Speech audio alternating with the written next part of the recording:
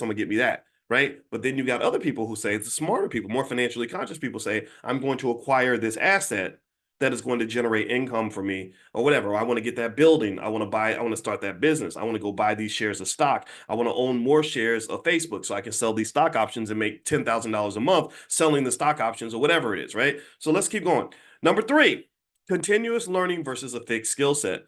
Wealthy people tend to understand that learning is dynamic. It's something that happens throughout your life. I can confirm to you as a college professor, whatever you learned in college, it ain't going to be relevant 20 years after you graduate. It ain't going to be relevant 10 years after you graduate. So the continuous learning, what that does is it allows you to take advantage of the opportunities that emerge in a constantly changing world. So wealthy people tend to that they tend to learn their whole entire life, and learning becomes very important.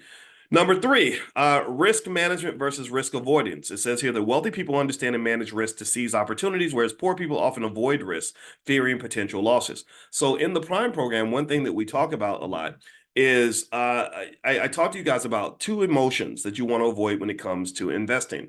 Those are fear and greed. Fear will cause you to miss opportunities. The word poor stands for passing over opportunities repeatedly. So a lot of people that stay poor, they stay poor because they're afraid of certain things, like they're scared of the stock market. A lot of you have relatives that are afraid of the stock market. Let me know. Give me a yes if you do. And then let me know if you got a grandma or something who tells you the stock market's the devil and the economy is going to crash and everything, all hell's going to break loose if you buy shares of IBM stock or Microsoft, right? And this fear causes us to either not to participate in certain parts of the economy or to run when things get hard. A lot of times fear makes us run. It makes us run. Fear can make you run from a good relationship because you never had anybody treat you that well before, so you get nervous. Fear can make you run from good investments because maybe you have a tough month or two in a stock and you see it drop and you get scared, so you just sell, right? And this causes you to miss wealth because most of the wealth is made during the recovery.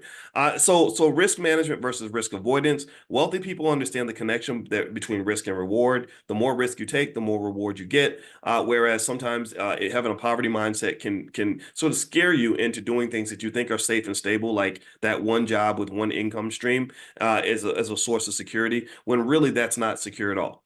There's nothing secure about having one stream of income, especially if you're a single parent. That means if that one stream of income is done, you're in big trouble. There's nothing secure about depending on corporate America. Corporate America does not love you. These corporations are not loyal to you. These hoes ain't loyal.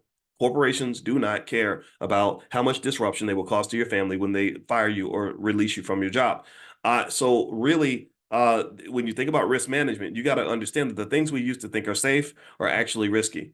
We thought it was safe to depend on some company run by a white man to pay our bills and we'd be okay. And I don't think that that's true. I don't think, again, I told you I'm a cynic. I don't believe in depending on other people. I don't think Black people really have any friends. I really don't. I feel like we have to be our own best friend, which means financial security is something you have to create for yourself.